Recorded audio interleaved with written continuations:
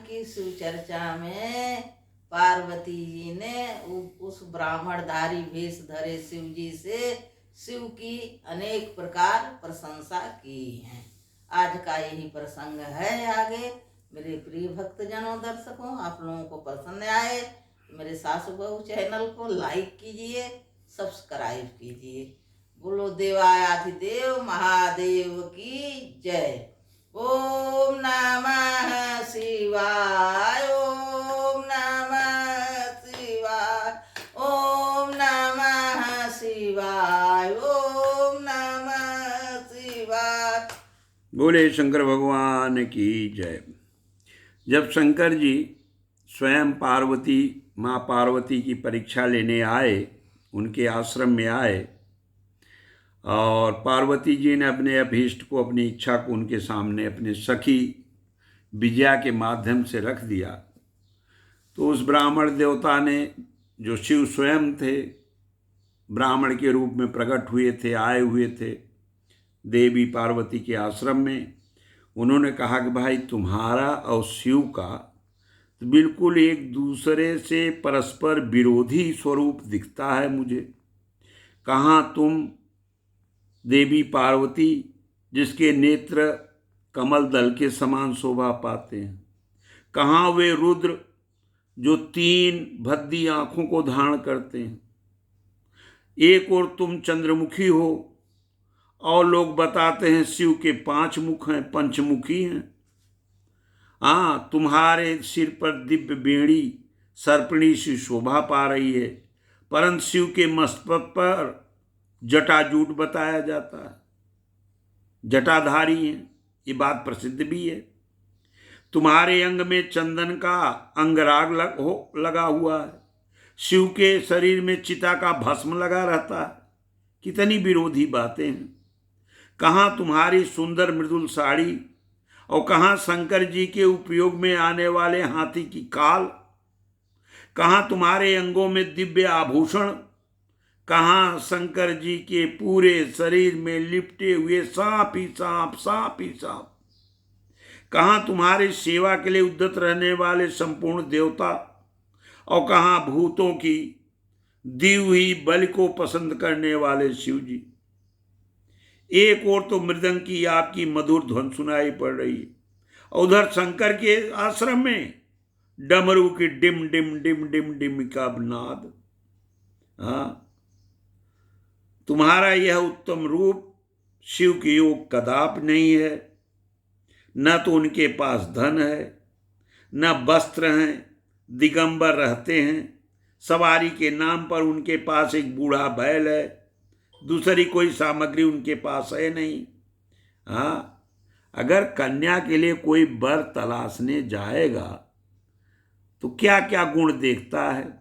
हाँ, ये रुद्र, ये शिव तुम्हारे योग्य वर तुम्हें ब्राह्मण होने के नाते कह रहा हूं कतई नहीं है।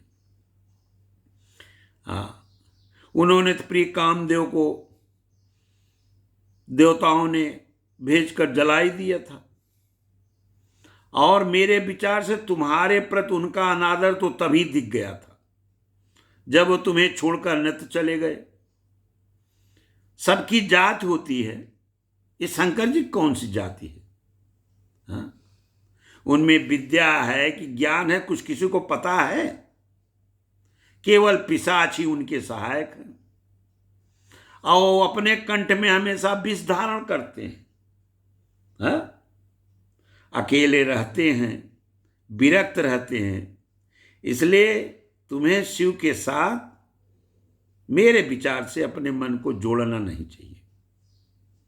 कहाँ तुम्हारे कंठ में सुंदर हार, कहाँ उनके गले में नरमुंडों की माला। देवी तुम्हारे, हे पार्वती तुम्हारे और शंकर के रूप में एक दूसरे के बिल्कुल विरुद्ध हैं, विपरीत। हाँ, मुझे ये सब अच्छा नहीं लगता है। फिर भी जैसी तुम्हारी इच्छा हो वैसा करो। संसार में जितनी असत वस्तुएं हैं, वो अगर वही तुम चाह रही हो तो कोई बात नहीं है। मेरा तो ये सलाह है तुम्हारे लिए, ब्राह्मण होने के नाते कि असत की ओर से अपने मन को हटा लो, अन्यथा जो चाहो भाई वो करो, मुझे कुछ आगे नहीं करना है। जब उस ब्राह्मण देवता ने माँ पार्वती से ऐसा कहा तो पार्वती सुनते सुनते शंकर जी की निंदा को दुखी हो गई थी। उन्होंने ब्राह्मण देवता से कहा कि मैंने तो सोचा कि तुम कोई महात्मा पुरुष हो, हाँ, लेकिन अब पता चला, अब तुम्हारी कलई खुल गई मेरे सामने। हाँ, तुम ब्राह्मण होने के कारण तुम तो अबद्ध हो, मारे जा नहीं सकते, इसलिए हे ब्राह्मण देवता, आप जो कुछ कह रहे हैं पहले से मुझे ज्ञात है, परंतु वह सब झूठा है जो आप कह रहे हैं, उसमें एक भी चीज सत्य नहीं है। शुरू में आपने हमसे कहा कि आप शिव को जानते हैं। यदि आप शिव को जानते तो ऐसी बातें जो मन को दुख दें, शंकर जी की निंदा आप न करते।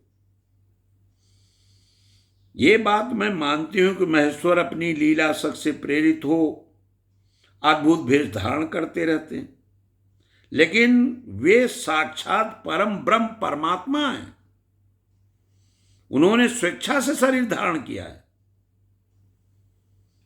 यदि आपने मुझे ठगने के लिए ब्रह्मचारी ब्राह्मण का यह स्वरूप धारण किया है तो आपने बहुत अनुचित और असंगत युक्ति का सहारा लिया, और आपकी वाणी में मुझे छल कपट जैसा प्रतीत हो रहा। मैं स्वयं भगवान शंकर के स्वरूप को भली भांति जानती हूं। अगर आप सुनना चाहें तो मैं यथायोग विचार करके भगवान शिव के तत्व का वर्णन करती हूं, उसे ध्यान से सुनो। वास्तव में ब्राह्मण चकराया हैं, ये शंकर के बारे में कैसे जानती है? तो पार्वती जी ने कहा कि मैं आपके भगवान शंकर के स्वरूप का, वास्तविक स्वरूप का वर्णन करती हूं, उसे ध्यान से ब्राह्मण देवता सुनिए। शिव निर्गुण ब्रह्म है और कारणवश सगुण हो गए हैं। जो निर्गुण है, समस्त गुण जिनके स्वरूप भूत हैं, उनकी जात कैसे हो सकती तुम बताओ? वे भगवान सदाशिव समस्त विद्याओं के आधार हैं। फिर उन पूर्ण परमात्मा को किसी विद्या से क्या काम? पूर्व काल में, कल्प के आरंभ में, शुरुआत में जब सृष्टि शुरू हुई, भगवान शंभु ने विष्णु को अपने उच्छ्वास रूप से संपूर्ण वेद प्रदान कर दिए थे। अतः उनके समान उत्तम प्रभु दूसरा कौन है तुम बताओ? जो सबके आदि कारण हैं, उनकी अवस्था या उनका आयु का मापतोल कैसे हो सकता है? अरे प्रकृति तो उन्हीं शिव से उत्पन्न हुई है ना, फिर उनकी शक्ति का दूसरा क्या कारण हो सकता है? जो लोग सदा प्रेम पूर्वक शक्ति के स्वामी भगवान शंकर का भजन करते हैं, उन्हें भगवान शंभु 3 शक्तियां प्रदान करते हैं। पहली शक्ति प्रभु शक्ति, दूसरी शक्ति उत्साह शक्ति, और तीसरी शक्ति मंत्र शक्ति। ये तीनों अक्षय शक्तियां भगवान शिव अपने भक्त को प्रदान करते हैं। भगवान शिव के भजन से ही जीव मृत्यु को जीत लेता है और निर्भय हो जाता है। इसीलिए तीनों लोकों में भगवान शिव का नाम मृत्युंजय, मृत्युंजय नाम से भगवान शिव प्रसिद्ध है। उन्हीं के अनुग्रह से विष्णु को विष्णु तत्व, विष्णुत्व मिल गया, ब्रह्मा को ब्रह्मत्व मिल गया और देवताओं को देवत्व प्राप्त हुआ है। मैं शिव जी का पक्ष लेकर नहीं बोल रही हूं। क्यों? क्योंकि भगवान स्वयं महाप्रभु हैं। कल्याण रूपी शिव की सेवा में यहां कौन सा मनोरथ है जो सिद्ध नहीं हो सकता? उन महादेव जी के पास किसी बात की कोई कमी नहीं। जो भगवान सदाशिव स्वयं मुझे पाने की इच्छा करें। यदि शंकर की सेवा न करें तो मनुष्य 7 जन्मों तक दरिद्र बना रहता है। उन्हीं की सेवा से सेवक को लोक में कभी नष्ट न होने वाली लक्ष्मी प्राप्त होती है। जिनके सामने 8 सिद्धियां नित्य आकर सिर नीचा किए अपनी इच्छा से नृत्य करती रहती है, वे भगवान हम पर संतुष्ट हो जाए, उनके लिए कोई भी हितकर वस्तु दुर्लभ कैसे हो सकती है। यद्यपि यहां मांगलिक कहे जाने वाली वस्तुएं शंकर का सेवन नहीं करती, तथापि शंकर के स्मरण मात्र से सब मंगलमय हो जाती हैं। जिनकी पूजा के प्रभाव से उपासक की संपूर्ण कामनाएं सिद्ध हो जाती हैं, सदा निर्विकार रहने वाले उन परमात्मा शिव में विकार कहां से आ सकता है। जिस पुरुष के मुख से निरंतर शिव शिव ओम नमः शिवाय यह मंगलमय नाम निकलता रहता है, उसके दर्शन मात्र से सब कुछ पवित्र हो जाता है। जैसा कि हे ब्राह्मण देवता, आपने कहा कि वे चिता का भस्म लगाते हैं, क्या आपको ज्ञात नहीं है उस चिता के भस्म पवित्र जिसको आप मान रहे हैं, जो भगवान शंकर से शरीर से झड़कर नीचे गिरती है, उसी भस्म को देवता लोग अपने सिर पर धारण करते हैं। जो महादेव सगुण होकर तीनों लोकों के कर्ता भरता और हरता है, निर्गुण रूप में वही शिव कहलाते हैं। वे बुद्धि के द्वारा कैसे जाने जा सकते हैं। परम ब्रह्म परमात्मा शिव का जो निर्गुण रूप है, उसे आप जैसे बहिर्मुख लोग कैसे जान सकते हैं। जो दुराचारी और पापी है, वे देवताओं से बहिष्कृत हो जाते हैं। ऐसे लोग निर्गुण शिव के तत्व को नहीं जान सकते। जो पुरुष तत्व को न जानने के कारण यहां शिव की निंदा करता है, उसके जन्म भर का सारा संचित पुण्य खत्म हो जाता है, भस्म हो जाता है। हे ब्राह्मण देवता, आपने जो यहां अमित तेजस्वी महादेव जी की निंदा की है और मैंने जो आपकी पूजा की है, उससे मुझे पाप का भागी आपने बना दिया। शिवद्रोही को देखकर वस्त्र सहित स्नान करना चाहिए और शिवद्रोही का दर्शन हो जाने पर तमाम प्रकार से प्रायश्चित करना चाहिए। इतना कहकर मां पार्वती उस ब्राह्मण पर बहुत रुष्ट हो गई और उस रुष्टता में, उस क्रोध में वो उन्होंने कहा, तुम तो कह रहा था ब्राह्मण कि मैं शंकर को जानता हूं, परंतु निश्चय है तूने उन सनातन शिव को कभी नहीं जाना है। भगवान रुद्र को तू जैसा कहता है वे वैसे हैं ही नहीं। उनके असंख्य रूप हैं, लेकिन सब कल्याणकारी, सब कल्याणमयी, अभिष्ट फल देने वाले सारे रूप हैं शिव के।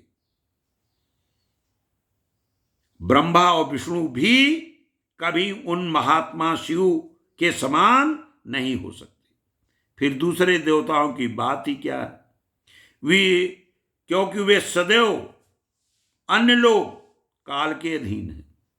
इस प्रकार अपनी शुद्ध बुद्धि से तत्वतः विचार कर मैं शिव के लिए वन में आकर तपस्या कर रही हूं। वे भक्तवत्सल सर्वेश्वर शिव ही हम सबके परमेश्वर हैं, दीनों पर अनुग्रह करने वाले हैं।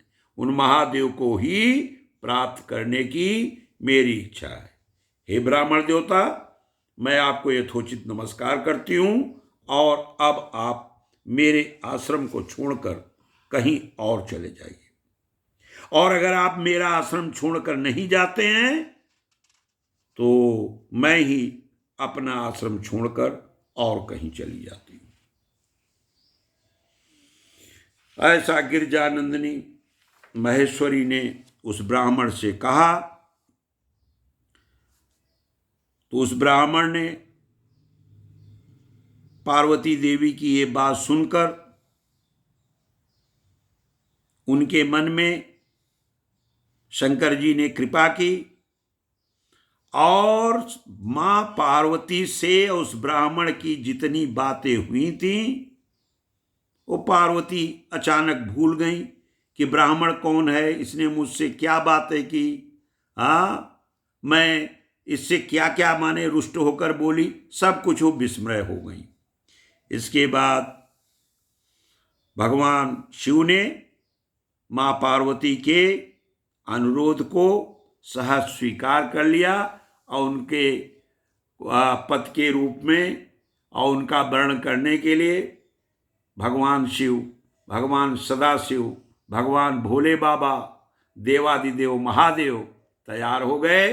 बोलिए सभी भक्तों की जय, बोलिए शंकर भगवान की जय।